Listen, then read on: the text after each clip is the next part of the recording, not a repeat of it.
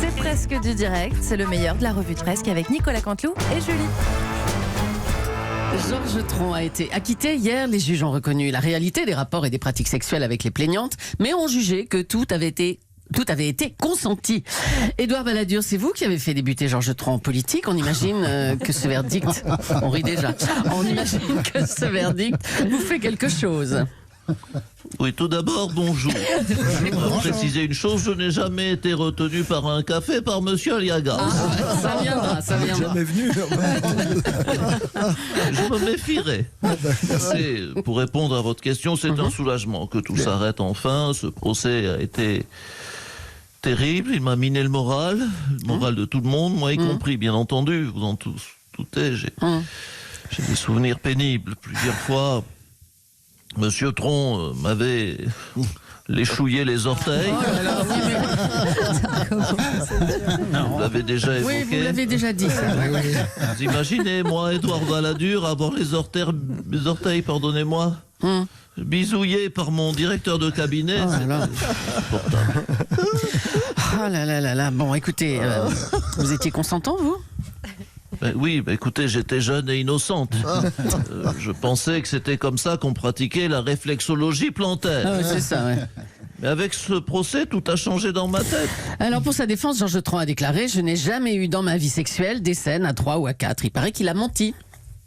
Non, écoutez, je peux confirmer ses propos. Dans son bureau, ce n'était pas 3 ou 4 personnes, mais bien 7, 8, 10 cornus qui se trémoussaient dans une sarabande obscène. Oh là là, arrêtez. Mais oui, mais écoutez, tout le monde voulait arracher ma chemise avec les dents. Il se fouettait avec ma cravate en miaulant « Miaou, miaou, je suis un gros matou vilain ». Oh non, Il frottait sur mon torse les pages de nos rapports comptables. C'est là, monsieur Apathy, que j'ai dit pour la première fois, je vous demande de vous arrêter. Tout s'explique.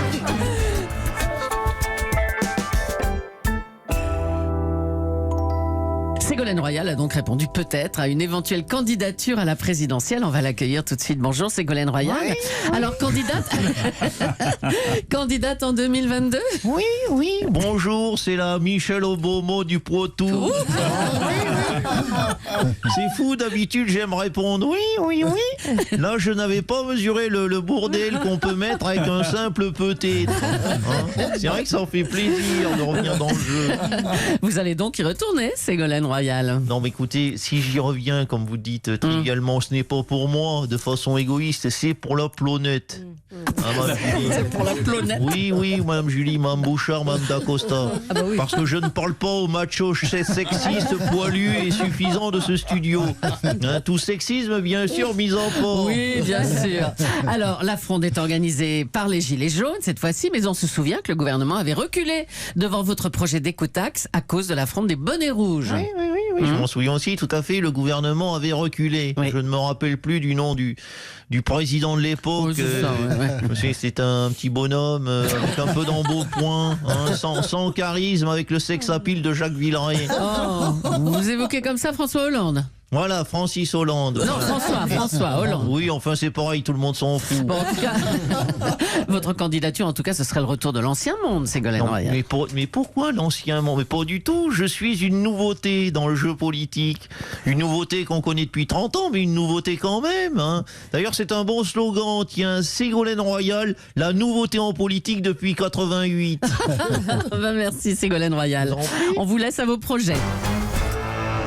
Des médecins ont écrit une lettre à la ministre de la Santé Agnès Buzyn pour lui demander de taxer davantage l'alcool. Madame Julie, monsieur Regarde, mais que dites-vous avec quel scandale? Bonjour monsieur Lassalle. Ça vous choque une taxe sur l'alcool, qu'on taxe davantage l'alcool? Mais c'est donc bien ça, ce projet odieux dont je vous ai entendu parler. J'avais cru mal entendre. Oui, à cause de la quantité de miel dans mes oreilles. Oui, car les abeilles que j'héberge dans mes conduits auditifs sont en train, c'est la saison, monsieur Cabral le sait, sont en train de finir leur production annuelle. Non, oui. Ça coule jaune. Arrêtez. Taxer davantage l'alcool. Mais c'est la mort des petits artisans. Ah bon? Pourquoi? Mais enfin, Monsieur Tarlet vous le direz, Monsieur Cabrol le sait, produire de l'alcool de pancréas, de ragondin fermenté, c'est coûteux. Moi qui vous parle, j'ai un alambic dans mon garage où je distille de l'alcool de Marcassin Mornay. Eh bien, c'est beaucoup de travail parce que j'ai besoin de 15 bouteilles par semaine. Mais enfin, mais comment on peut boire ça, monsieur Mais alors, Lassalle? comment on peut boire ça? Mais je ne fais pas que le boire. C'est un outil utile, ça débouche les éviers, ça tue les pucerons. Si on en verse sur les plantations, ça récure les toilettes. C'est du carburant pour mon soleil, ça fait tomber les dents mortes. C'est délicieux. C'est pas vrai.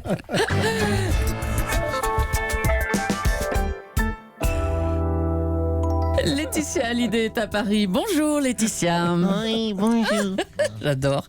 Vous êtes sur le point de trouver un accord pour l'héritage de Johnny. David veut les droits sur 24 des 51 albums et surtout sur l'album qu'il a composé, 100%.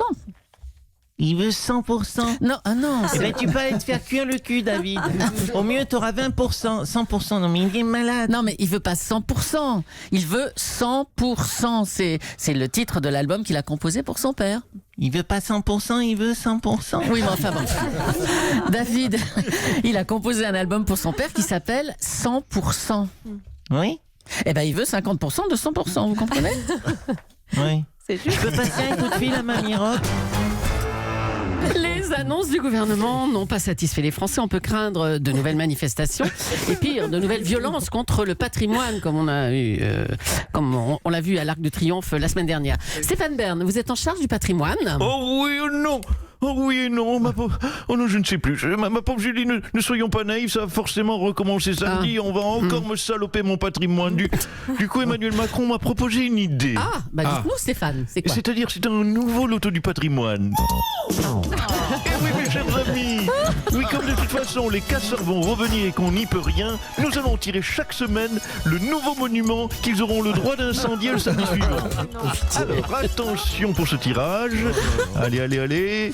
Une boule. Le monument qui sera cramé samedi sera... Oh non, le château de Versailles qui sera maravé par les casseurs. Oh, ça va coûter bonbon en rénovation. Bon, en même temps, ça aurait pu être pire, ça aurait pu être l'Élysée. Hein.